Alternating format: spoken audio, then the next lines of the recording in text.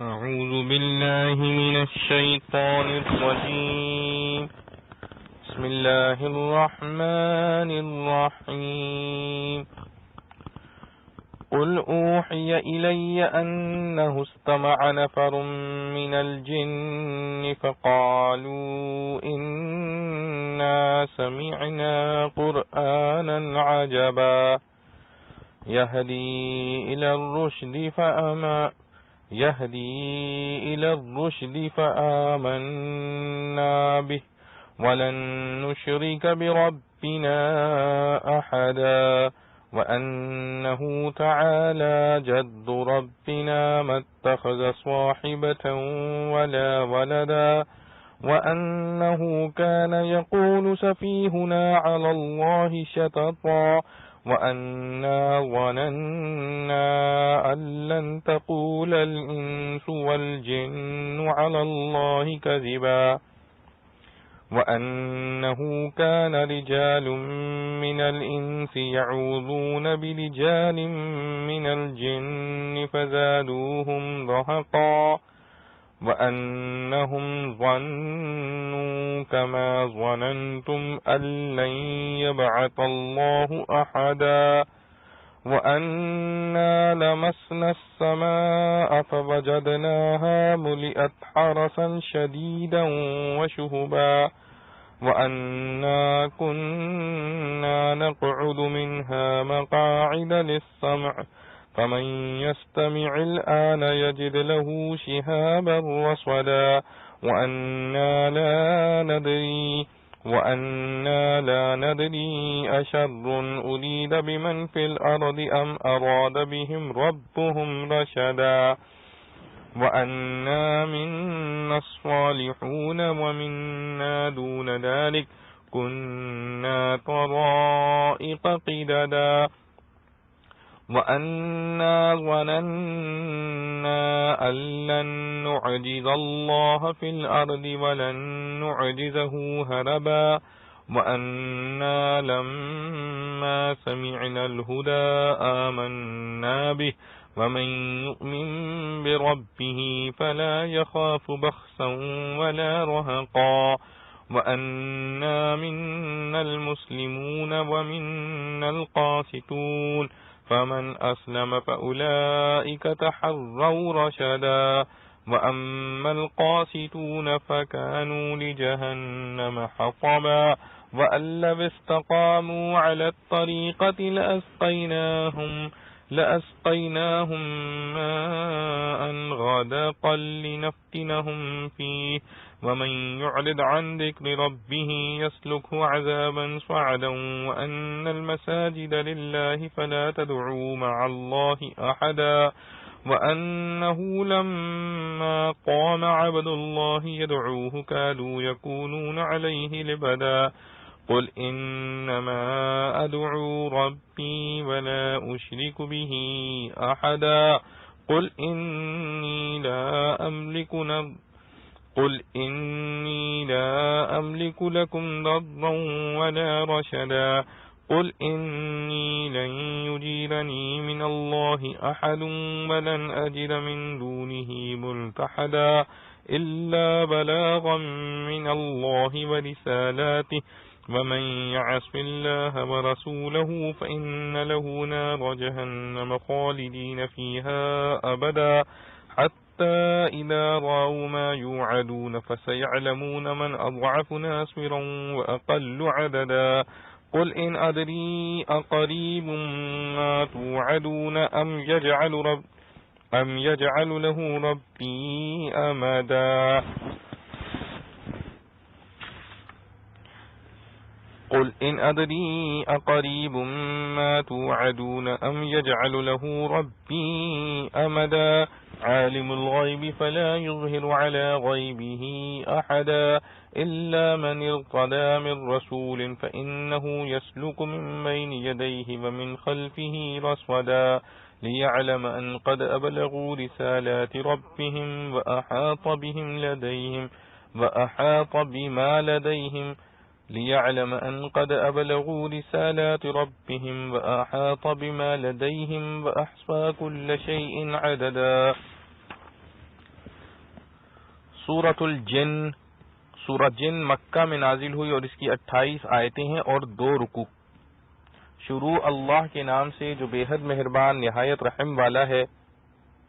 تو کہ مجھ کو حکم آیا کہ سن گئے کتنے لوگ جنوں کے، پھر کہنے لگے ہم نے سنا ہے ایک قرآن عجیب کہ سجھاتا ہے نیک راہ، سو ہم اس پر یقین لائے، اور ہرگز نہ شریک بتلائیں گے ہم اپنے رب کا کسی کو، اور یہ کہ اونچی شان ہے ہمارے رب کی، نہیں رکھی اس نے جورو نہ بیٹا، اور یہ کہ ہم میں کا بے وقوف اللہ پر بڑھا کر باتیں کہا کرتا تھا، اور یہ کہ ہم کو خیال تھا کہ ہرگز نہ بولیں گے آدمی اور جن اللہ پر جھوٹ، اور یہ کہ تھے کتنے مرد آدمیوں میں کے پناہ پکڑتے تھے کتنے مردوں کی جنوں میں کے، پھر تو وہ اور زیادہ سر چڑھنے لگے، اور یہ کہ ان کو بھی خیال تھا جیسا تم کو خیال تھا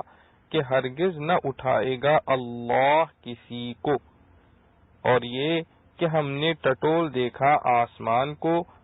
پھر پایا اس کو بھر رہے ہیں اس میں چوکیدار سخت اور انگارے، اور یہ کہ ہم بیٹھا کرتے تھے ٹھکانوں میں سننے کے واسطے، پھر جو کوئی اب سننا چاہے وہ پائے اپنے واسطے ایک انگارہ گھات میں،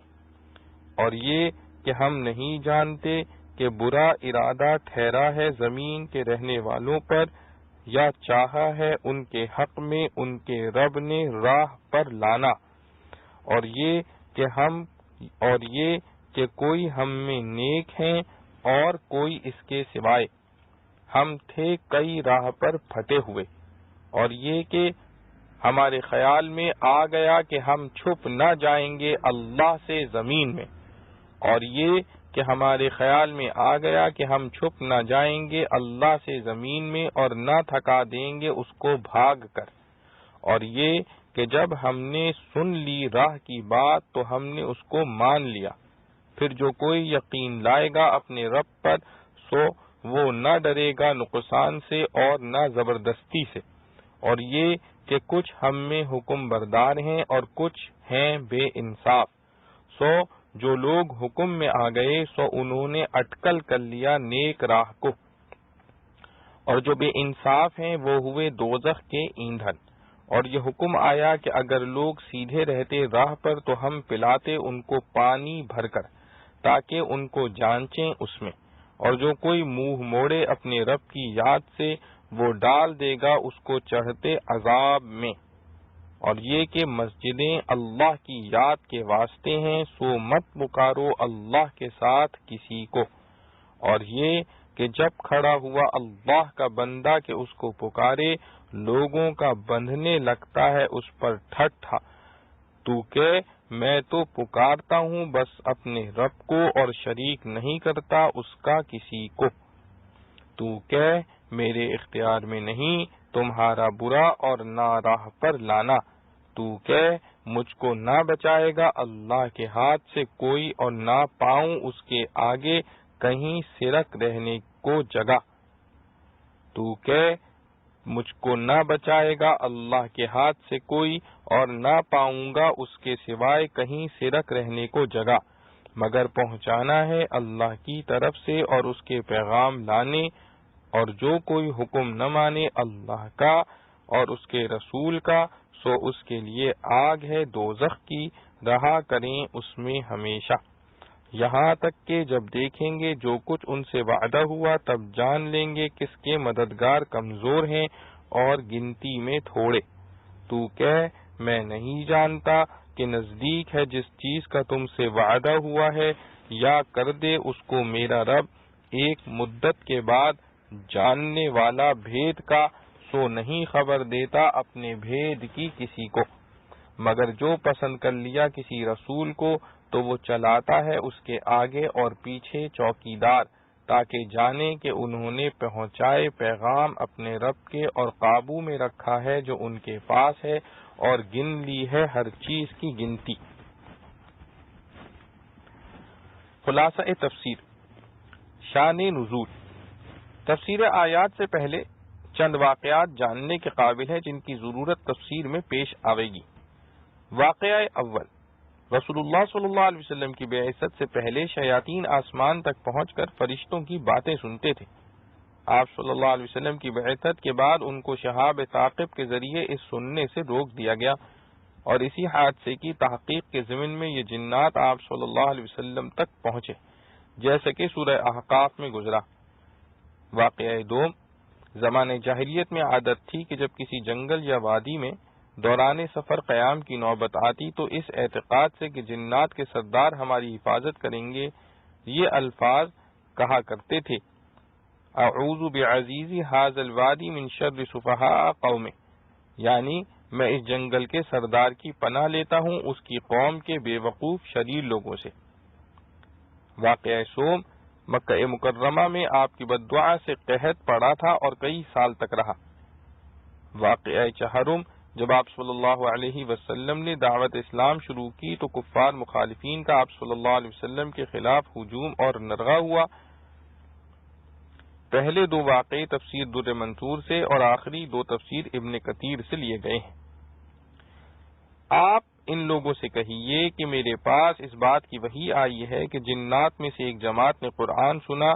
پھر اپنی قوم میں واپس جا کر انہوں نے کہا کہ ہم نے ایک عجیب قرآن سنا ہے جو راہ راست بتلاتا ہے، سو ہم تو اس پر ایمان لے آئے۔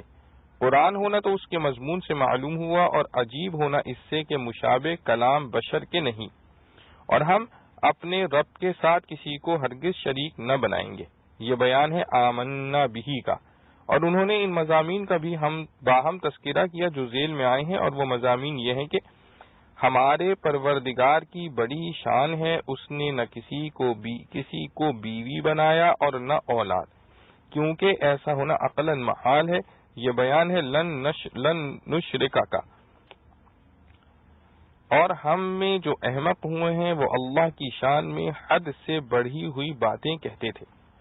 مراد اس سے کلمات شرک، بیوی اور اولاد کا اثبات وغیرہ ہے، اور ہمارا پہلے یہ خیال تھا کہ انسان اور جنات کبھی خدا کی شان میں جھوٹ بات نہ کہیں گے، کیونکہ بڑی بے باکی کی بات ہے۔ اس میں وجہ اپنے مشرک ہونے کی بیان کی کہ چونکہ اکثر جن و انس شرک کرتے تھے، ہم سمجھے کہ خدا کی شان میں اتنے شخصوں نے جھوٹ پر اتفاق نہ کیا ہوگا، بس ہم نے بھی اسی طریقے کو اختیار کر لیا، حالانکہ نہ مطلق لوگوں کا اتفاق کوئی دلیل حقانیت ہے اور نہ ہر اتفاق کا اتباع عذر ہے۔ اور یہ شرک مذکور تو مشترک تھا، اور ایک شرک خاص تھا بعض آدمیوں کے ساتھ جس سے جنات کا کفر اور بڑھ گیا تھا، وہ یہ کہ بہت سے لوگ آدمیوں میں سے ایسے تھے کہ وہ جنات میں سے بعض لوگوں کی پناہ لیا کرتے تھے، سو ان آدمیوں نے ان جنات کی بد دماغی اور بڑھا دی کہ وہ اس مہم میں مبتلا ہو گئے کہ ہم جنات کے سردار تو پہلے سے تھے، اب آدمی بھی ہم کو ایسا بڑا سمجھتے ہیں۔ بس اس سے بد دماغی بڑھی اور کفر و عناد پر اور زیادہ مصر ہو گئے، یہاں تک مضمون متعلق توحید کے تھا، اور آگے بعثت یعنی قیامت کے متعلق ہے، یعنی ان جنات نے باہم یہ بھی تذکرہ کیا کہ جیسا تم نے خیال کر رکھا تھا ویسا ہی آدمیوں نے بھی خیال کر رکھا تھا کہ اللہ تعالی کسی کو دوبارہ زندہ نہ کرے گا، مگر یہ مضمون بھی غلط ثابت ہوا اور بعثت کا حق ہونا معلوم ہوا۔ اور آگے رسالت کے متعلق مضمون ہے، یعنی ان جنات نے باہم یہ بھی تذکرہ کیا کہ ہم نے آسمان کی خبروں کی موافق عادت سابقہ کے تلاشی لینا چاہا، سو ہم نے اس کو سخت پہرا یعنی محافظ فرشتوں اور شعلوں سے کہ جن کے ذریعے سے حفاظت کی جاتی ہے بھرا ہوا پایا، یعنی اب پہرا ہو گیا کہ کوئی جن آسمانی خبر نہ لے جانے پائے، اور جو جاوے شہاب ثاقب سے مارا جائے۔ اور اس کے قبل ہم آسمان کی خبر سننے کے موقعوں میں خبر سننے کے لیے جا بیٹھا کرتے تھے، اور یہ مواقع خواہ اجزاء آسمان ہی کے ہوں یا اجزاء ہوا یا کسی ملا یا خلا کے ہوں جو کہ آسمان کے قریب ہوں، اور جنات اپنی لطافت اور عدم ثقل کی وجہ سے اس پر مستقر ہو سکتے ہوں، جیسے بعض پرندے ہوا میں چلتے چلتے ٹھہر جاتے ہیں۔ سو جو کوئی اب سننا چاہتا ہے تو اپنے لیے ایک تیار شعلہ پاتا ہے۔ اور تحقیق مباحث شہاد کی سورہ ہجر کے رکوع دوم میں گزری ہے، یہ مضمون رسالت کے متعلق ہے، مطلب یہ کہ حضور صلی اللہ علیہ وسلم کو اللہ تعالی نے رسالت دی ہے اور دفع التباس کے لیے باب کہانت بند کر دیا ہے۔ اور استراق یعنی خبروں کی چوری کا بند ہونا ہی سبب ہوا ان جنات کے پہنچنے کا آپ صلی اللہ علیہ وسلم کی خدمت میں، جیسا واقعہ اول میں مذکور ہے۔ اور آگے مضامین مذکور کے متممات ہیں کہ ہم نہیں جانتے کہ ان جدید پیغمبر صلی اللہ علیہ وسلم کے مبعوث فرمانے سے زمین والوں کو کوئی تکلیف پہنچانا مقصود ہے یا ان کے رب نے ان کو ہدایت کرنے کا قصد فرمایا ہے، یعنی مقصود تکوینی ارسال رسول کا معلوم نہیں، کیونکہ رسول کے اتباع سے رشد و ہدایت ہوتی ہے اور مخالفت سے مضرت و عقوبت، اور اتباع اور مخالفت آئندہ کا ہم کو علم نہیں، اس لیے ہم یہ نہیں جانتے کہ ان کے بھیجنے سے قوم کو سزا دینا مقصود ہے یا ہدایت دینا۔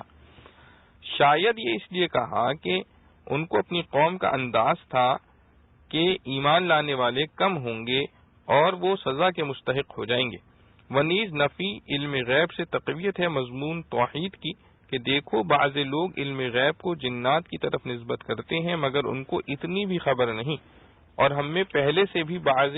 نیک ہوتے آئے ہیں اور بعض اور طرح کے ہوتے آئے ہیں، غرض ہم مختلف طریقوں پر تھے۔ اسی طرح ان نبی کی خبر سن کر اب بھی ہم میں دونوں طریقے کے لوگ موجود ہیں، اور ہمارا طریقہ تو یہ ہے کہ ہم نے سمجھ لیا ہے کہ ہم زمین کے کسی حصے میں جا کر اللہ تعالیٰ کو ہرا نہیں سکتے اور نہ اور کہیں بھاگ کر اس کو ہرا سکتے ہیں۔ بھاگنے سے مراد زمین کے علاوہ آسمان وغیرہ میں بھاگ جانا ہے جو فی الارض کے مقابلے سے معلوم ہوتا ہے۔ فَهُوَ كَقَوْلِهِ تَعَالَى مَا أَنْتُمْ بِمُعْجِزِينَ فِي الْأَرْضِ وَلَا فِي السَّمَاءِ، شاید اس سے بھی مقصود انذار ہو کہ اگر کفر کریں گے تو خدا تعالیٰ کے عذاب سے بچ نہیں سکتے، اور اپنے پہلے مختلف طریقوں کے بیان کرنے سے شاید یہ مقصود ہو کہ باوجود حق کے واضح ہو جانے کے بعض کا ایمان نہ لانا حق کے حق میں ہونے میں کوئی شبہ پیدا نہیں کر سکتا، کیونکہ یہ تو ہمیشہ سے ہوتا آیا ہے، اور ہم نے جب ہدایت کی بات سن لی تو ہم نے اس کا یقین کر لیا، سو ہماری طرح جو شخص اپنے رب پر ایمان لے آوے گا تو اس کو نہ کسی کمی کا اندیشہ ہوگا اور نہ زیادتی کا۔ کمی یہ کہ اس کی کوئی نیکی لکھنے سے رہ جائے، اور زیادتی یہ کہ کوئی گناہ زیادہ لکھ لیا جاوے، شاید مقصود اس سے ترغیب ہو، اور ہم میں بعضے تو یہی مضامین انذار و ترغیب کو سمجھ کر مسلمان ہو گئے ہیں، اور بعضے ہم میں بدستور سابق بے راہ ہیں، سو جو شخص مسلمان ہو گیا انہوں نے تو بھلائی کا راستہ ڈھونڈ لیا جس پر ثواب مرتب ہوگا، اور جو بے راہ ہیں وہ دوزخ کے ایندھن ہیں۔ یہاں تک کلام جنات کا ختم ہو گیا جو معمول ہے قالو کا، اور آگے اوحی الیہ کے دوسرے معمولات ہیں، یعنی مجھ کو ان مضامین کی بھی وحی ہوئی ہے۔ ایک یہ کہ اگر یہ مکہ والے لوگ سیدھے رستے پر قائم ہو جاتے تو ہم ان کو فراغت کے پانی سے سیراب کرتے تاکہ اس میں ان کا امتحان کریں کہ نعمت کا شکر ادا کرتے ہیں یا ناشکری و نافرمانی کرتے ہیں۔ مطلب یہ کہ اگر اہل مکہ شرک نہ کرتے جس کی مذمت اوپر بضمن کلام جنات آ چکی ہے تو ان پر قحط مسلط نہ ہوتا جیسا واقعہ ثالثہ میں مذکور ہے، مگر انہوں نے بجائے ایمان کے اعراض کیا، اس لیے مبتلا قحط ہوئے۔ اور عقوبت کفر میں کچھ تخصیص اہل مکہ کی نہیں بلکہ جو شخص اپنے پروردگار کی یاد یعنی ایمان و اطاعت سے روگردانی کرے گا اللہ تعالیٰ اس کو سخت عذاب میں داخل کرے گا۔ اور ان وحی شدہ مضامین میں سے کیے کہ جتنے سجدے ہیں وہ سب اللہ کا حق ہے، یعنی یہ جائز نہیں کہ کوئی سجدہ اللہ کو کیا جاوے اور کوئی سجدہ غیر اللہ کو جیسا مشرکین کرتے تھے۔ سو اللہ تعالیٰ کے ساتھ کسی کی عبادت مت کرو، اس مضمون میں بھی توحید کی تقریر ہے جس کا اوپر ذکر تھا۔ اور ان وحی شدہ مضامین میں سے ایک یہ ہے کہ جب خدا کا خاص بندہ مراد رسول اللہ صلی اللہ علیہ وسلم ہے خدا کی عبادت کرنے کھڑا ہوتا ہے تو یہ کافر لوگ اس بندے پر بھیڑ لگانے کو ہو جاتے ہیں، یعنی تعجب و عداوت سے ہر شخص اس طرح دیکھتا ہے جیسے اب حملہ کرنے کے لیے بھیڑ لگا چاہتی ہے۔ یہ بھی تتمہ ہے مضمون توحید کا، کیونکہ اس میں مذمت ہے مشرکین کی کہ توحید سے ان کو عداوت اور نفرت ہے۔ آگے اس تعجب اور عداوت کے متعلق جواب دینے کے لیے آپ کو ارشاد ہے، یعنی آپ ان سے یہ کہہ دیجئے کہ میں تو صرف اپنے پروردگار کی عبادت کرتا ہوں اور اس کے ساتھ کسی کو شریک نہیں کرتا۔ تو یہ کوئی تعجب اور عداوت کی بات نہیں، یہ سب مضمون متعلق توحید تھا۔ آگے رسالت کے متعلق مضمون ہے کہ آپ یہ بھی کہہ دیجئے کہ میں تمہارے نہ کسی ضرر کا اختیار رکھتا ہوں اور نہ کسی بھلائی کا، یعنی تم جو ایسی فرمائشیں کرتے ہو کہ اگر آپ رسول ہیں تو ہم پر عذاب نازل کر دیں، تو اس کا جواب یہ ہے کہ یہ میرے اختیار میں نہیں۔ اور اسی طرح جو لوگ یہ کہتے ہیں کہ ایک طرح ہم آپ کو رسول مان لیں کہ آپ مضامین توحید و قرآن میں کچھ تغیر و تبدل کر دیں، تو اس کے جواب میں آپ کہہ دیجئے کہ اگر خدا نہ خواستہ میں ایسا کروں تو مجھ کو خدا کے غضب سے کوئی نہیں بچا سکتا،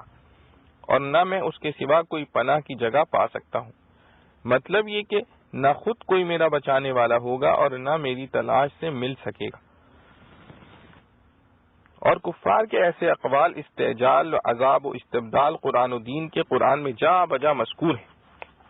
اور اوپر لا املک لکم ضرا ولا رشدا میں نفی اختیار نفع و ضرر کی فرمائی گئی۔ آگے اثبات منصب رسالت کا فرماتے ہیں کہ ضرر و نفع کا مالک ہونا تو لازمہ نبوت نہیں، وہ تو منفی ہے، لیکن خدا کی طرف سے پہنچانا اور اس کے پیغاموں کا ادا کرنا یہ میرا کام ہے۔ اور آگے توحید و رسالت دونوں کے متعلق مضمون ہے کہ جو لوگ اللہ اور اس کے رسول کا کہنا نہیں مانتے تو یقیناً ان لوگوں کے لیے آتش دوزخ ہے جس میں وہ ہمیشہ ہمیشہ رہیں گے۔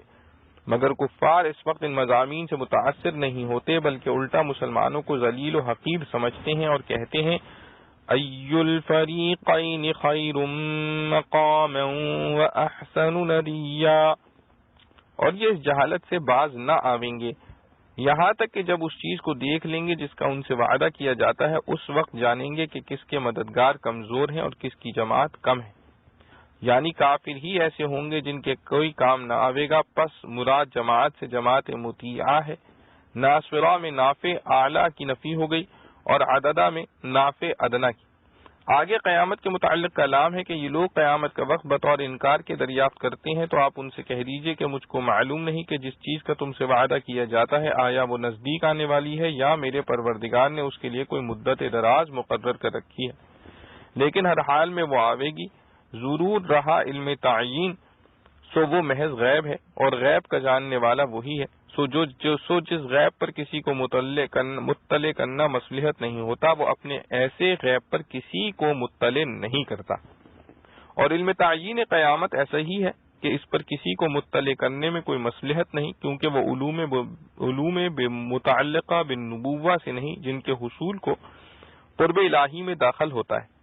بس ایسے غیب پر کسی کو مطلع نہیں کرتا، ہاں مگر اپنے کسی برگزیدہ پیغمبر کو اگر کسی ایسے علم پر مطلع کرنا چاہتا ہے جو کہ علم نبوت سے ہو،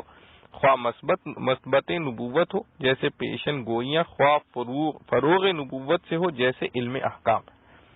تو اس طرح اطلاع دیتا ہے کہ اس پیغمبر کے آگے اور پیچھے یعنی جمی جہات میں وحی کے وقت محافظ فرشتے بھیج دیتا ہے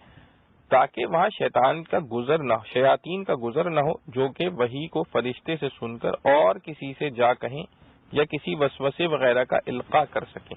چنانچہ حضور پاک صلی اللہ علیہ وسلم کے لیے ایسے پہرہ دار فرشتے 4 تھے، کما فی روح المعانی، اور یہ انتظام اس لیے کیا جاتا ہے تاکہ ظاہری طور پر اللہ تعالیٰ کو معلوم ہو جاوے کہ ان فرشتوں نے اپنے پروردگار کے پیغام رسول تک بحفاظت پہنچا دیے اور اس میں کسی کا دخل و تصرف نہیں ہوا، اور پہنچانے والا تو صرف وہی وحی کا فرشتہ ہے، لیکن معیت کی وجہ سے رصد یعنی محافظ فرشتوں کی طرف بھی اسناد فعل کی کر دی،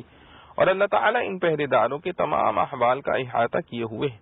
اس لیے پہرے دار ایسے مقرر کیے گئے ہیں جو اس کام کے پورے اہل ہوں، اور اس کو ہر چیز کی گنتی معلوم ہے، بس وحی کے سب اجزاء ایک ایک کر کے اس کو معلوم ہے اور وہ سب کی پوری حفاظت کرتا ہے۔ حاصل مقام یہ کہ تعین قیامت کا علم علوم نبوت سے نہیں، اس لیے اس کا علم نہ ہونا نبوت کے منافی نہیں، البتہ علوم نبوت عطا کیے جاتے ہیں اور ان میں احتمال خطا کا نہیں ہوتا، تو ایسے علوم سے تم مستفید ہو اور زوائد کی تحقیق چھوڑ دو۔ معارف و مسائل۔ نفر من الجن، لفظ نفر 3 سے 10 تک عدد کے لیے بولا جاتا ہے۔ جن جنات کا یہاں ذکر ہے، روایت یہ ہے کہ یہ 9 حضرات تھے نصیبین کے رہنے والے۔ جنات کی حقیقت، جن مخلوقات الہیہ میں ایک ایسی مخلوق کا نام ہے جو ذی اجسام بھی ہیں، ذی روح بھی، اور انسان کی طرح عقل و شعور والے بھی، مگر لوگوں کی نظروں سے مخفی ہیں، اسی لیے ان کا نام جن رکھا گیا کہ جن کے لفظی معنی مخفی کے ہیں۔ ان کی تخلیق کا غالب مادہ آگ ہے، جیسے انسان کی تخلیق کا غالب مادہ مٹی ہے۔ اس نوع میں بھی انسان کی طرح نر مادہ یعنی مرد و عورت ہیں، اور انسان ہی کی طرح ان میں توالد و تناسل کا سلسلہ بھی ہے۔ اور ظاہر یہ ہے کہ قرآن میں جن کو شیاطین کہا گیا ہے وہ بھی جنات ہی میں سے شریر لوگوں کا نام ہے۔ جنات اور فرشتوں کا وجود قرآن و سنت کی قطعی دلائل سے ثابت ہے، جس کا انکار کفر ہے۔ قل اوحی الیہ سے معلوم ہوا کہ جنات کے جس واقعے کا یہاں ذکر ہے اس میں آپ نے قرآن سننے والے جنات کو دیکھا نہیں تھا، اللہ تعالی نے بذریعہ وحی آپ کو اطلاع دی۔ سورہ جن کے نزول کے واقعے کی تفصیل صحیح بخاری، مسلم اور ترمذی وغیرہ میں حضرت ابن عباس رضی اللہ عنہ کی روایت ہے کہ اس واقعے میں رسول اللہ صلی اللہ علیہ وسلم نے جنات کو قرآن بالقصد سنایا نہیں بلکہ ان کو دیکھا بھی نہیں،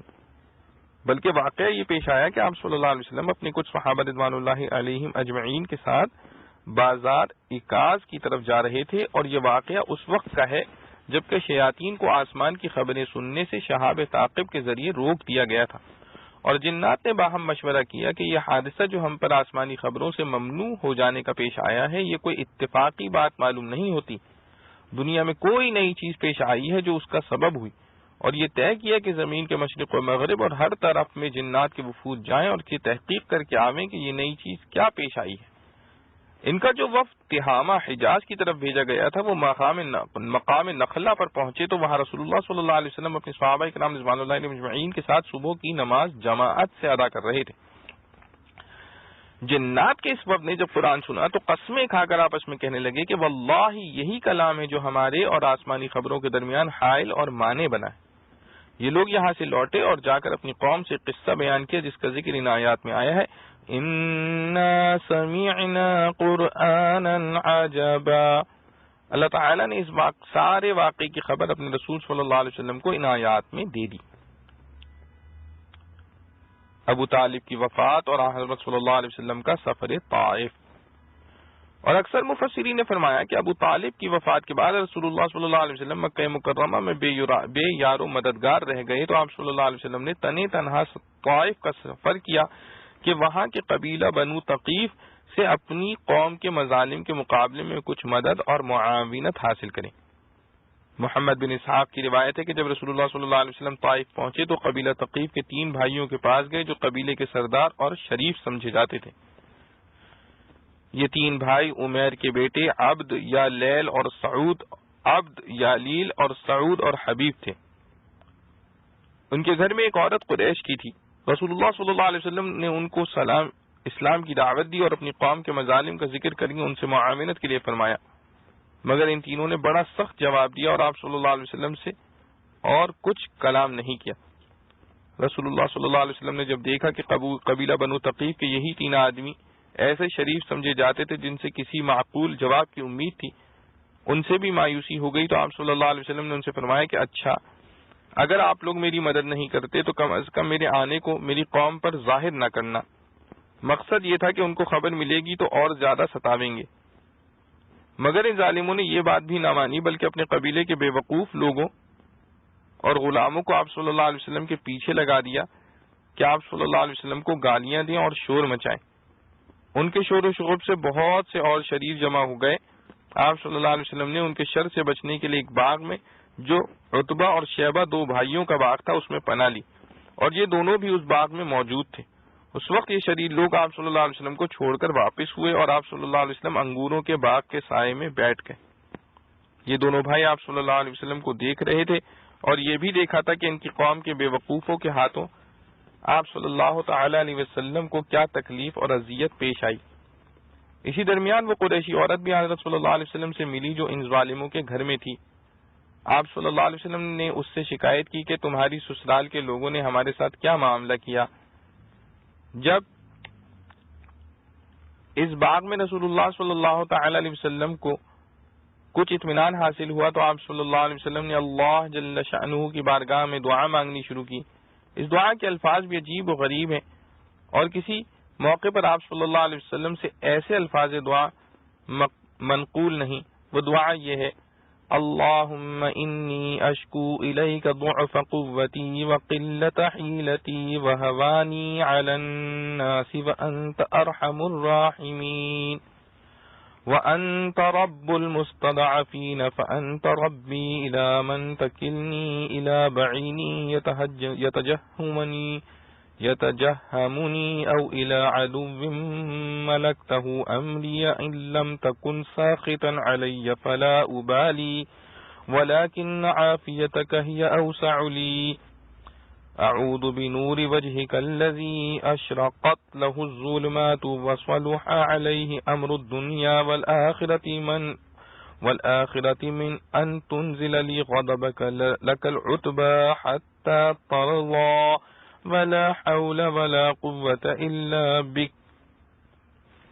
یا اللہ، میں آپ سے شکایت کرتا ہوں اپنی قوت کے ضعف اور کمی کی، اور اپنی تدبیر کی ناکامی کی، اور لوگوں کی نظروں میں اپنی خفت و بے توقیری کی. اور آپ تو سب رحم کرنے والوں سے زیادہ رحم کرنے والے ہیں، اور آپ کمزوروں کی پرورش فرمانے والے ہیں. آپ ہی میرے رب ہیں. آپ مجھے کس کے سپرد کرتے ہیں؟ کیا ایک غیر آدمی کے جو مجھ پر حملہ کرے، یا کسی دشمن کے جس کو آپ نے میرے معاملے کا مالک بنا دیا ہے کہ جو چاہے کرے؟ اگر آپ مجھ پر ناراض نہ ہوں تو مجھے ان سب چیزوں کی بھی پرواہ نہیں، لیکن آپ کی عافیت میرے لیے زیادہ بہتر ہے، اس کو طلب کرتا ہوں. میں آپ کی ذات مبارک کے نور کی پناہ لیتا ہوں جس سے تمام اندھیریاں روشن ہو جاتی ہیں، اور اس کی بنا پر دنیا و آخرت کے سب کام درست ہو جاتے ہیں، اس بات سے کہ مجھ پر اپنا غضب نازل فرمائیں. ہمارا کام ہی یہ ہے کہ آپ کو راضی کرنے اور منانے میں لگے رہیں جب تک کہ آپ راضی نہ ہو جائیں، اور ہم تو کسی برائی سے بچ نہ سکتے نہیں، نہ کسی بھلائی کو حاصل کر سکتے ہیں بجز آپ کی مدد کے. جب ربیعہ کے دونوں بیٹوں عتبہ اور شیبہ نے یہ حال دیکھا تو ان کے دل میں رحم آیا، اور اپنے ایک نصرانی غلام عداس نامی کو بلا کر کہا کہ انگور کا ایک خوشہ اور ایک طبق میں رکھ کر اس شخص کے پاس لے جاؤ اور ان سے کہو یہ کھائیں. عداس نے ایسا ہی کیا. اس نے جا کر انگور کا یہ طبق آپ صلی اللہ علیہ وسلم کے سامنے رکھ دیا. آپ صلی اللہ علیہ وسلم نے بسم اللہ پڑھ کر اس کی طرف ہاتھ بڑھایا. عداس یہ دیکھ رہا تھا، کہنے لگا واللہ یہ کلام یعنی بسم اللہ الرحمن الرحیم تو اس شہر کے لوگ نہیں بولتے. پھر رسول اللہ صلی اللہ علیہ وسلم نے اس سے پوچھا عداس تم کہاں کے رہنے والے ہو اور تمہارا کیا مذہب ہے؟ اس نے کہا میں نصرانی ہوں اور نینوا کا رہنے والا ہوں. رسول اللہ صلی اللہ علیہ وسلم نے فرمایا کہ اچھا تو اللہ کے نیک بندے یونس بن متا علیہ السلام کی بستی کے رہنے والے ہو. اس نے کہا کہ آپ کو یونس بن متا کی کیا خبر؟ رسول اللہ صلی اللہ علیہ وسلم نے فرمایا کہ وہ میرے بھائی ہیں، کیونکہ وہ بھی اللہ کے نبی تھے، میں بھی نبی ہوں. یہ سن کر عداس آپ صلی اللہ علیہ وسلم کے قدموں پر گر پڑا اور آپ صلی اللہ علیہ وسلم کے سر مبارک اور ہاتھوں پاؤں کو بوسہ دیا. عتبہ اور شیبہ یہ ماجرا دیکھ رہے تھے. ایک نے دوسرے سے کہا کہ اس نے ہمارے غلام کو تو خراب کر دیا. جب عداس لوٹ کر ان کے پاس گیا تو انہوں نے کہا کہ عداس تجھے کیا ہوا کہ اس شخص کے ہاتھ پاؤں کو بوسہ دینے لگا؟ اس نے کہا کہ میرے سردارو اس وقت زمین پر اس سے بہتر کوئی آدمی نہیں. اس نے مجھے ایک ایسی بات بتلائی جو نبی کے سوا کوئی نہیں بتلا سکتا. انہوں نے کہا کمبخت ایسا نہ ہو کہ یہ آدمی تجھے تیرے مذہب سے پھیر دے، کیونکہ تیرا دین بہرحال اس کے دین سے بہتر ہے. اس کے بعد رسول اللہ صلی اللہ علیہ وسلم طائف سے مکہ مکرمہ کی طرف لوٹ گئے، جبکہ ثقیف کی ہر خیر سے مایوس ہو گئے. واپسی پہ میں آپ صلی اللہ علیہ وسلم نے مقام نخلا پر قیام فرمایا اور آخر شب میں نماز تہجد پڑھنے لگے تو ملک یمن نصیبین کے جنات کا یہ وفد بھی وہاں پہنچا ہوا تھا. اس نے قرآن سنا اور سن کر ایمان لے آئے اور اپنی قوم کی طرف واپس جا کر واقعہ بتلایا جس کا ذکر اللہ تعالی نے آیات مذکورہ میں نازل فرمایا. ایک صحابی جن کا واقعہ ابن جوزی نے کتاب الصفوہ میں اپنی سند کے ساتھ حضرت سہل بن عبداللہ سے نقل کیا کہ انہوں نے ایک مقام پر ایک بوڑھے جن کو دیکھا کہ بیت اللہ کی طرف نماز پڑھ رہا ہے اور اون کا جبہ پہنے ہوئے تھا جس پر بڑی رونق معلوم ہوتی تھی. نماز سے فارغ ہونے کے بعد حضرت سہل کہتے ہیں کہ میں نے ان کو سلام کیا اور انہوں نے سلام کا جواب دے کر بتلایا کہ تم اس جبے کی رونق سے تعجب کر رہے ہو. یہ جبہ 700 سال سے میرے بدن پر ہے. اسی جبے میں نے حضرت عیسیٰ علیہ السلام سے ملاقات کی پھر اسی جبے میں محمد مصطفیٰ صلی اللہ علیہ وسلم کی زیارت کی، اور میں ان جنات میں سے ہوں جن کے بارے میں سورہ جن نازل ہوئی ہے۔ اور روایات حدیث میں جو لیلۃ الجن کا واقعہ مذکور ہے، جس میں حضرت عبداللہ بن مسعود رضی اللہ عنہ آپ صلی اللہ علیہ وسلم کے ساتھ تھے، اس میں آپ صلی اللہ علیہ وسلم کا بالقصد جنات کو تبلیغ و دعوت کے لیے مکہ مکرمہ کے قریب جنگل میں جانا اور قرآن سنانا منقول ہے۔ وہ بظاہر اس واقعے کے بعد کا قصہ ہے جس کا ذکر سورہ جن میں آیا ہے۔ اور علامہ خفاجی رحمۃ اللہ علیہ نے فرمایا کہ احادیث معتبرہ سے ثابت ہوتا ہے کہ جنات کے وفود نبی کریم صلی اللہ علیہ وسلم کی خدمت میں 6 مرتبہ حاضر ہوئے ہیں۔ اس لیے ان دونوں باتوں میں کوئی تضاد نہیں کہ سورہ جن والے واقعے میں آپ صلی اللہ تعالی علیہ وسلم کو جنات کے آنے اور قرآن سننے کی خبر بھی نہ تھی جب تک بذریعہ وحی آپ کو بتلایا نہ گیا، اور یہ کہ یہ واقعہ مقام نخلا کا اور طائف سے واپسی کے وقت کا ہے۔ اور دوسری روایات جن سے معلوم ہوتا ہے کہ شہر مکہ کے قریب ہی کے جنگل میں آپ صلی اللہ علیہ وسلم بالقصد اسی کام کے لیے تشریف لے گئے کہ جنات کو دعوت اسلام دیں اور قرآن سنائیں، یہ اس کے بعد پیش آیا۔ وَأَنَّهُ تَعَالَى جَدُّ رَبِّنَا، جد کے معنی شان کے ہیں، حق تعالی کے لیے بولا جاتا ہے۔ تعالی جدہ یعنی بلند و بالا ہے اس کی شان۔ یہاں جدہ کی ضمیر راجع کی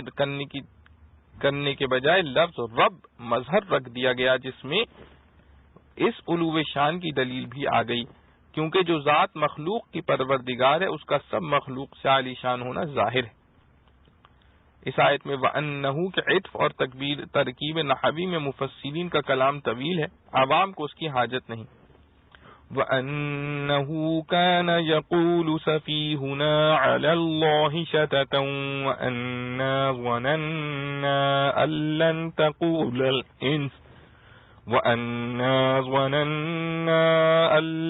تَقُولَ الْإِنسُ وَالْجِنُّ عَلَى اللَّهِ كَذِبًا۔ لفظ شطط کے معنی قول بعید از عقل اور ظلم و جور کے آتے ہیں۔ مراد یہ ہے کہ ایمان لانے والے جنات نے اب تک شرک و کفر میں مبتلا رہنے کا عذر یہ بیان کیا کہ ہماری قوم کے بے وقوف لوگ اللہ تعالیٰ کی شان میں بے سروپا باتیں کہا کرتے، اور ہمیں یہ گمان نہ تھا کہ کوئی انسان یا جن اللہ کی طرف جھوٹی بات کی نسبت کر سکتا ہے۔ اس لیے ان بے وقوفوں کی بات میں آ کر آج تک ہم کفر و شرک میں مبتلا تھے، اب قرآن سنا تو حقیقت کھلی۔ وَأَنَّهُ كَانَ رِجَالٌ مِّنَ الْإِنسِ يَعُوذُونَ بِرِجَالٍ مِّنَ الْجِنِّ فَزَادُوهُمْ رَهَقًا۔ اس آیت میں مومن جنات نے یہ بیان کیا ہے کہ جاہلیت کے لوگ جب کسی جنگل میں قیام کرتے تو اس جنگل کے جنات کی پناہ مانگتے تھے۔ اس سے جنات یہ سمجھ بیٹھے کہ ہم تو انسان سے بھی افضل ہیں کہ انسان بھی ہماری پناہ لیتا ہے۔ اس بات نے جنات کی گمراہی میں اور اضافہ کر دیا۔ حضرت رافع بن عمیر رضی اللہ عنہ کا اسلام بسبب جنات۔ تفسیر مظہری میں ہے کہ حواتف الجن میں سند کے ساتھ حضرت سعید بن جبیر رضی اللہ عنہ رحمۃ اللہ علیہ سے نقل کیا ہے کہ رافع بن عمیر صحابی رضی اللہ عنہ نے اپنے اسلام قبول کرنے کا ایک واقعہ یہ بتلایا ہے کہ میں ایک رات ایک ریگستان میں سفر کر رہا تھا، اچانک مجھ پر نیند کا غلبہ ہوا، میں اپنی اونٹنی سے اترا اور سو گیا، اور سونے سے پہلے میں نے اپنی قوم کی عادت کے مطابق یہ الفاظ کہہ لیے انی اعوذ بعظیم ھذا الوادی من الجن، یعنی میں پناہ لیتا ہوں اس جنگل کے جنات کے سردار کی۔ میں نے خواب میں دیکھا کہ ایک شخص کے ہاتھ میں ایک ہتھیار ہے، اس کو وہ میری ناقہ کے سینے پر رکھنا چاہتا ہے۔ میں گھبرا کر اٹھا اور دائیں بائیں دیکھا، کچھ نہ پایا، تو میں نے دل میں کہا کہ یہ شیطانی خیال ہے، خواب اصلی نہیں، اور پھر سو گیا اور بالکل غافل ہو گیا، تو پھر وہی خواب دیکھا۔ پھر میں اٹھا اور اپنی ناقہ کے چاروں طرف پھرا، کچھ نہ پایا، مگر ناقہ کو دیکھا کہ وہ کانپ رہی ہے۔ میں پھر جا کر اپنی جگہ سو گیا، تو پھر وہی خواب دیکھا۔ میں بیدار ہوا تو دیکھا کہ میری ناقہ تڑپ رہی ہے، اور پھر دیکھا کہ ایک نوجوان ہے جس کے ہاتھ میں حربہ ہے، یہ وہی شخص تھا جس کو خواب میں ناقہ پر حملہ کرتے دیکھا تھا، اور ساتھ ہی یہ دیکھا کہ ایک بوڑھے آدمی نے اس کا ہاتھ پکڑ رکھا ہے جو ناقہ پر حملہ کرنے سے اس کو روک رہا ہے۔ اسی عرصے میں 3 گورخر سامنے آ گئے، تو بوڑھے نے اس نوجوان سے کہا کہ ان تینوں میں سے جس کو تو پسند کرے وہ لے لے، اور اس انسان کے ناقہ کو چھوڑ دے، اور جوان ایک گورخر لے کر رخصت ہو گیا۔ پھر اس بوڑھے نے میری طرف دیکھ کر کہا کہ اے بے وقوف، جب تو کسی جنگل میں ٹھہرے اور وہاں کے جنات و شیاطین سے خطرہ ہو تو تو یہ کہا کر کہ اعوذ باللہ ربی محمد من حول ھذا الوادی، یعنی میں پناہ پکڑتا ہوں رب محمد صلی اللہ علیہ وسلم کی اس جنگل کے خوف اور شر سے، اور کسی جن سے پناہ نہ مانگا کر، کیونکہ وہ زمانہ چلا گیا جب انسان جنوں کی پناہ لیتا تھا۔ میں نے اس سے پوچھا کہ وہ کون ہے؟ اس نے کہا کہ یہ نبی عربی صلی اللہ علیہ وسلم ہے، نہ شرقی نہ غربی، پیر کے روز یہ مبعوث ہوئے ہیں۔ میں نے پوچھا کہ یہ کہاں رہتے ہیں؟ اس نے بتلایا کہ وہ یثرب میں رہتے ہیں، وہ کھجوروں کی بستی ہے۔ میں نے صبح ہوتے ہی مدینے کا راستہ لیا اور سواری کو تیز چلایا، یہاں تک کہ مدینہ طیبہ پہنچ گیا۔ رسول اللہ صلی اللہ علیہ وسلم نے مجھے دیکھا تو میرا سارا واقعہ مجھے سنا دیا، اس سے پہلے کہ میں آپ صلی اللہ علیہ وسلم سے کچھ ذکر کروں، اور مجھے اسلام کی دعوت دی، میں مسلمان ہو گیا۔ سعید بن جبیر رحمۃ اللہ علیہ اس واقعے کو نقل کر کے فرماتے تھے کہ ہمارے نزدیک اسی معاملے کے متعلق قرآن میں یہ آیت نازل ہوئی ہے، وَأَنَّهُ كَانَ رِجَالٌ مِّنَ الْإِنسِ يَعُوذُونَ بِرِجَالٍ مِّنَ الْجِنِّ وَأَنَّا لَمَسْنَا السَّمَاءَ فَوَجَدْنَاهَا مُلِئَتْ حَرَسًا شَدِيدًا وَشُهُبًا۔ لفظ سما عربی لغت میں جس طرح آسمان کے لیے بولا جاتا ہے، اسی طرح بادل پر بھی لفظ سما کا اطلاق عام اور معروف ہے۔ یہاں بظاہر سما سے مراد یہی بادل ہے۔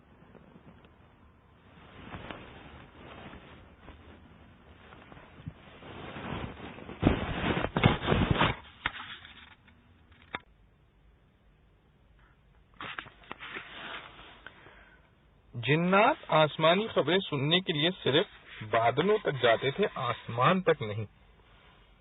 اور جنات و شیاطین کا آسمانی خبریں سننے کے لیے آسمان تک جانے کا مطلب یہی ہے کہ بادلوں تک جاتے تھے اور وہاں سے آسمانی خبریں سنتے تھے۔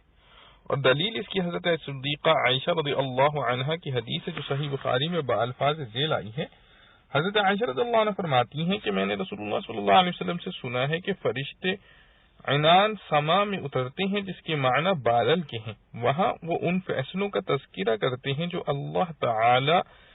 نے آسمان میں جاری فرمائے۔ یہاں سے شیاطین یہ خبریں چراتے ہیں اور سن کر کاہنوں کے پاس لاتے ہیں اور اس میں اپنی طرف سے 100 جھوٹ ملا کر ان کو بتاتے ہیں۔ اور صحیح بخاری ہی میں حضرت ابو ہریرہ رضی اللہ عنہ کی روایت سے اور مسلم میں حضرت ابن عباس رضی اللہ عنہ کی روایت سے جو یہ معلوم ہوتا ہے کہ یہ واقعہ اصل آسمانوں میں پیش آتا ہے کہ جب اللہ تعالیٰ کوئی حکم آسمان میں جاری فرماتے ہیں تو سب فرشتے بغرض اطاعت اپنے پر مارتے ہیں، اور جب کلام ختم ہو جاتا ہے تو باہم تذکرہ کرتے ہیں کہ تمہارے رب نے کیا فرمایا۔ اس تذکرے کو آسمانی خبریں چرانے والے شیاطین سن لیتے ہیں اور کاہنوں کے پاس اس میں بہت سے جھوٹ شامل کر کے پہنچاتے ہیں۔ یہ مضمون حدیث عائشہ رضی اللہ عنہا مذکورہ کے منافی نہیں، کیونکہ اس سے یہ ثابت نہیں ہوتا کہ شیاطین آسمانوں میں جا کر یہ خبریں چرا لاتے ہیں، بلکہ یہ ہو سکتا ہے کہ پہلے یہ خبریں درجہ بدرجہ آسمانوں میں فرشتوں کے اندر پھیلتی ہوں، پھر فرشتے عنان سما یعنی بادل تک آتے اور اس کا تذکرہ کرتے ہوں، یہاں سے شیاطین خبروں کی چوری کرتے ہوں، جیسے کہ حضرت صدیقہ عائشہ رضی اللہ عنہا کی حدیث میں۔ بہرحال رسول اللہ صلی اللہ تعالی علیہ وسلم کی بعثت سے پہلے شیاطین کا آسمانی خبریں سن کر کاہنوں تک پہنچانے کا سلسلہ بغیر کسی رکاوٹ کے جاری تھا۔ شیاطین بادلوں تک پہنچ کر فرشتوں سے سن لیا کرتے تھے، مگر رسول اللہ صلی اللہ علیہ وسلم کی بعثت کے وقت آپ کی آسمانی وحی کی حفاظت کے لیے اس سلسلے کو اس طرح بند کر دیا گیا کہ جب کوئی شیطان یہ خبریں سننے کے لیے اوپر آتا تو اس کی طرف شہاب ثاقب کا انگارہ پھینک کر اس کو دفع کر دیا جاتا ہے۔ یہی وہ نیا حادثہ تھا جس کی شیاطین و جنات کو فکر ہوئی اور تحقیق حال کے لیے دنیا کی مشرق و مغرب میں وفود بھیجے۔ پھر مقام نخلہ میں حضرت صلی اللہ علیہ وسلم سے ایک وفد جنات کا قرآن سن کر ایمان لانا سورہ جن میں ذکر فرمایا گیا۔ شہاب ثاقب بعثت نبوی سے پہلے بھی تھے، مگر ان کے ذریعے دفع شیاطین کا کام آپ صلی اللہ علیہ وسلم کے زمانے سے ہوا۔ یہاں یہ شبہ ہو سکتا ہے کہ شہاب ثاقب، جس کو عرف میں ستارہ ٹوٹنا یا عربی میں انقضاض الکوكب کہتے ہیں، یہ تو دنیا میں قدیم زمانے سے ہوتا آیا ہے، اور اس آیت سے معلوم ہوتا ہے کہ یہ عہد نبوی صلی اللہ علیہ وسلم کی تخصیص ہے۔ جواب یہ ہے کہ شہاب ثاقب کا وجود تو پہلے سے تھا، خواہ اس کی حقیقت وہ ہو جو فلاسفہ بیان کرتے ہیں کہ زمین سے کچھ آتشی مادے فضا میں پہنچتے ہیں، وہ کسی وقت بھڑک اٹھتے ہیں، یا یہ ہو کہ خود کسی ستارہ اور سیارے سے یہ آتشی مادہ نکلتا ہو۔ بہرحال اس کا وجود اگرچہ ابتداء عالم سے ہے، مگر اس آتشی مادے سے شیاطین کو دفع کرنے کا کام رسول اللہ صلی اللہ علیہ وآلہ وسلم کی بعثت سے شروع ہوا، اور یہ بھی ضروری نہیں کہ جتنے شہاب تعاقب نظر آتے ہیں سب سے ہی یہ کام لیا جاتا ہو۔ اس کی پوری تفصیل سورہ حجر کی تفسیر میں گزر چکی ہے۔ أَنَّا لَا نَدْرِي أَشَرٌّ أُرِيدَ بِمَنْ فِي الْأَرْضِ أَمْ أَرَادَ بِهِمْ رَبُّهُمْ رَشَدًا، یعنی جنات و شیاطین کو آسمانی خبریں سننے سے روک دیا، بطور سزا کے بھی ہو سکتا ہے کہ زمین والوں کو آسمان کی خبریں نہ ملا کریں، اور یہ بھی ہو سکتا ہے کہ اس سے اللہ تعالی نے ان لوگوں کے لیے ہدایت کا سامان کیا ہو کہ جنات و شیاطین وحی انسانی میں کوئی خلل نہ ڈال سکیں۔ فَمَن يُؤْمِن بِرَبِّهِ فَلَا يَخَافُ بَخْسًا وَلَا رَهَقًا، بخس بفتح الباء و سکون الخاء کے معنی حق سے کم دینے اور کم کرنے کے ہیں، اور رحق کے معنی ذلت و رسوائی طاری ہونا۔ مراد یہ ہے کہ جو اللہ پر ایمان لاتا ہے نہ اس کی جزا میں کوئی کمی ہو سکتی ہے اور نہ آخرت میں اس کو کوئی ذلت و رسوائی پیش آ سکتی ہے۔ وَأَنَّ الْمَسَاجِدَ لِلَّهِ فَلَا تَدْعُوا مَعَ اللَّهِ أَحَدًا، مساجد جمع مسجد ہے، یا اس کے معروف و مشہور معنی بھی لیے جا سکتے ہیں،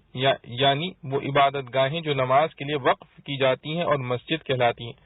اس صورت میں معنی آیت کے یہ ہوں گے کہ جب سب مساجد صرف اللہ کی عبادت کے لیے بنائی گئی ہیں تو تم مسجدوں میں جا کر اللہ کے سوا کسی اور کو مدد کے لیے نہ پکارو، جس طرح یہود و نصارہ اپنی عبادت گاہوں میں اس شرک کا ارتکاب کرتے ہیں۔ حاصل اس کا مساجد کو عقائد فاسدہ اور اعمال باطلہ سے پاک رکھنا ہے۔ اور یہ بھی ہو سکتا ہے کہ مسجد بفتح الجیم کی جمع ہو جو مصدر میمی بمعنی سجدہ آتا ہے، تو معنی آیت کے یہ ہوں گے کہ سب سجدے صرف اللہ کے لیے مخصوص ہیں، اور جو شخص غیر اللہ کو اعانت کے لیے پکارتا ہے گویا وہ اس کو سجدہ کرتا ہے۔ غیر اللہ کے سجدے سے اجتناب کرو۔ مسئلہ باجماع امت غیر اللہ کے لیے سجدہ حرام ہے اور بعض علماء کے نزدیک کفر ہے۔ قل ان ادری اقریب ما توعدون ام یجعل له ربی امدا عالم الغیب۔ ان آیتوں میں سے پہلی آیت میں تو اللہ تعالی نے اپنے رسول صلی اللہ تعالی علیہ وآلہ وسلم کو یہ حکم فرمایا کہ آپ ان منکرین سے جو آپ کو قیامت کا معین وقت بتلانے پر مجبور کرتے ہیں اور اصرار کرتے ہیں، یہ فرما دیجئے کہ قیامت کا آنا اور وہاں جزا و سزا ہونا تو یقینی ہے، لیکن اس کے واقع ہونے کی صحیح تاریخ اور وقت کو اللہ تعالی نے کسی کو نہیں بتلایا، اس لیے میں نہیں جانتا کہ وہ روز قیامت قریب آ چکا ہے یا میرا رب اس کے لیے کوئی دور کی مدت مقرر کر دے گا۔ دوسری آیت میں اس کی دلیل ارشاد فرمائی، عالم الغیب فلا یظہر علی غیبہ احدا، یعنی قیامت کے وقت معین سے میری بے خبری اس لیے ہے کہ میں عالم الغیب نہیں، بلکہ عالم الغیب ہونا صرف اللہ رب العالمین کی خصوصی صفت ہے، اس لیے وہ اپنے غیب پر کسی کو بھی غالب و قادر نہیں بناتا۔ یہاں عالم الغیب میں الغیب کا الف لام استغراق جنس کے لیے ہے، یعنی عالم ہر فرد غیب اور جنس غیب کا، اور علی غیبہ میں غیب کی اضافت اللہ کی طرف کرنے سے بھی اسی استغراق اور جامعیت کا اظہار مقصود ہے، یعنی ہر فرد و جنس غیب کا علم جو اللہ رب العالمین کا مخصوص وصف ہے، اس پر وہ کسی کو قادر و غالب نہیں کرتا کہ کوئی جس غیب کو چاہے معلوم کر لے۔ مقصود اس کلام سے علم غیب کلی کا، جس سے جہاں کا کوئی ذرہ مخفی نہ ہو، اس کی غیر اللہ سے نفی اور صرف اللہ تعالی کے لیے اثبات ہے۔ لیکن کسی بے وقوف کو اس سے یہ شبہ ہو سکتا تھا کہ نبی کریم صلی اللہ علیہ وسلم کو کسی بھی غیب کی چیز کی خبر نہیں، تو پھر وہ رسول کیا ہوئے؟ کیونکہ رسول کے پاس تو اللہ تعالی ہزاروں غیب کی خبریں بذریعہ وحی بھیجتے ہیں، اور جس کے پاس اللہ کی وحی نہیں نہ آئے اور وہ نبی اور رسول نہیں کہلا سکتا، اس لیے آگے آیت میں ایک استثناء کا ذکر فرمایا إِلَّا مَنِ ارْتَضَىٰ مِن رَّسُولٍ فَإِنَّهُ يَسْلُكُ مِن بَيْنِ يَدَيْهِ وَمِن خَلْفِهِ رَصَدًا۔ علم غیب اور غیبی خبروں میں فرق۔ حاصل استثناء کا اس سفیہانہ شبے کا یہ جواب ہے کہ علم غیب کلی کی نفی سے ہر غیب کی نفی مطلقاً مراد نہیں، بلکہ منصب رسالت کے لیے جس قدر علم غیب کی خبروں اور غیب کی چیزوں کا علم کسی رسول کو دینا ضروری ہے، وہ ان کو من جانب اللہ بذریعہ وحی دے دیا جاتا ہے، اور وہ ایسے محفوظ طریقے سے دیا جاتا ہے کہ جب ان پر اللہ کی طرف سے کوئی وحی نازل ہوتی ہے تو اس کے ہر طرف فرشتوں کا پہرا ہوتا ہے تاکہ شیاطین اس میں کوئی مداخلت نہ کر سکیں۔ اس میں اول تو لفظ رسول سے اس غیب کی نوعیت متعین کر دی گئی جس کا علم رسول و نبی کو دیا جاتا ہے، اور وہ ظاہر ہے علم شرائع و احکام بتمامی ہی اور غیب کی خبریں بقدر ضرورت وقت۔ اس کے بعد جو علم غیب رسول و نبی کو دیا جاتا ہے اس کی نوعیت اگلے جملے سے یوں بھی متعین کر دی کہ وہ بذریعہ فرشتوں کے بھیجا جاتا ہے اور وحی لانے والے فرشتے کے گرد دوسرے فرشتوں کا پہرا ہوتا ہے۔ اس سے یہ بات واضح ہو گئی کہ اس استثناء سے جس علم غیب کا نبی و رسول کے لیے اثبات ہے وہ بعض اور مخصوص علم غیب ہے جس کی ضرورت منصب رسالت کے لیے درپیش ہو۔ اس سے معلوم ہوا کہ یہ استثناء اصطلاحی لفظوں میں استثناء منقطع ہے، یعنی جس علم غیب کلی کی اصل کلام میں غیر اللہ سے نفی کی گئی تھی، مستثنیٰ میں اس کا اثبات نہیں بلکہ مخصوص علوم غیبیہ کا اثبات ہے، جس کو قرآن کریم میں جا بجا انباء الغیب کے الفاظ سے تعبیر کیا ہے۔ تلک من انباء الغیب نوحیہا الیک۔ بعض ناواقف غیب اور انباء الغیب میں فرق نہیں سمجھتے، اس لیے وہ انبیاء اور خصوصاً خاتم الانبیاء صلی اللہ علیہ وسلم کے لیے علم غیب کلی ثابت کرتے ہیں، اور آپ صلی اللہ علیہ وسلم کو بالکل اللہ تعالی کی طرح عالم الغیب ہر ذرہ کائنات کا علم رکھنے والا کہنے لگتے ہیں، جو کھلا ہوا شرک اور رسول کو خدائی کا درجہ دینا ہے، نعوذ باللہ من۔ اگر کوئی شخص اپنا خفیہ راز کسی اپنے دوست کو بتلا دے جو اور کسی کے علم میں نہ ہو تو اس سے دنیا میں کوئی بھی اس دوست کو عالم الغیب نہیں کہہ سکتا۔ اسی طرح انبیاء علیہ السلام کو ہزاروں غیب کی چیزوں کا بذریعہ وحی بتلا دینا ان کو عالم الغیب نہیں بنا دیتا۔ خوب سمجھ لیا جائے، جاہل عوام جو ان دونوں باتوں میں فرق نہیں کرتے، جب ان کے سامنے کہا جاتا ہے کہ رسول اللہ صلی اللہ تعالی علیہ وآلہ وسلم عالم الغیب نہیں، وہ اس کا یہ مطلب سمجھتے ہیں کہ آپ صلی اللہ علیہ وسلم کو معاذ اللہ کسی غیب کی چیز کی خبر نہیں، جس کا دنیا میں کوئی قائل نہیں اور نہ ہو سکتا ہے، کیونکہ ایسا ہونے سے تو خود نبوت اور رسالت کی نفی ہو جاتی ہے جس کا کسی مومن سے امکان نہیں۔ آخر صورت میں فرمایا وَأَحْصَىٰ كُلَّ شَيْءٍ عَدَدًا، یعنی اللہ تعالی ہی کی ذات خاص ہے جس کے علم میں ہر چیز کے اعداد و شمار ہیں، اس کو پہاڑوں کے اندر جتنے ذرے ہیں ان کا بھی عدد معلوم ہے، ساری دنیا کے دریاؤں میں جتنے قطرے ہیں ان کا شمار اس کے علم میں ہے، ہر بارش کے قطروں اور تمام دنیا کے درختوں کے پتوں کے اعداد و شمار کا اسی کو علم ہے۔ اس میں پھر علم غیب کلی کا ذات حق سبحانہ و تعالی کے ساتھ مخصوص ہونا واضح کر دیا کہ کسی کو مذکور استثناء سے غلط فہمی نہ ہو جائے۔ مسئلہ علم غیب کے معنی اور اس کے احکام سورہ نمل کی آیت قُل لَّا يَعْلَمُ مَن فِي السَّمَاوَاتِ وَالْأَرْضِ الْغَيْبَ إِلَّا اللَّهُ کے تحت میں پوری تحقیق و تفصیل کے ساتھ گزر چکی ہے، وہاں دیکھ لیا جائے۔ واللہ سبحانہ وتعالی اعلم۔ تمت بحمد اللہ تعالی سورۃ الجن لیلۃ الجمعہ۔ اللہ رب العزت سے دعا ہے کہ جو کچھ پڑھا سنا گیا ہمیں اس پر عمل کرنے کی توفیق نصیب فرمائیں۔ وآخر دعوانا ان الحمد للہ رب العالمین۔ ربنا تقبل منا انك انت السميع العليم وتب علينا انك انت التواب الرحيم۔ سبحان ربك رب العزة عما يصفون وسلام على المرسلين الحمد لله رب العالمين۔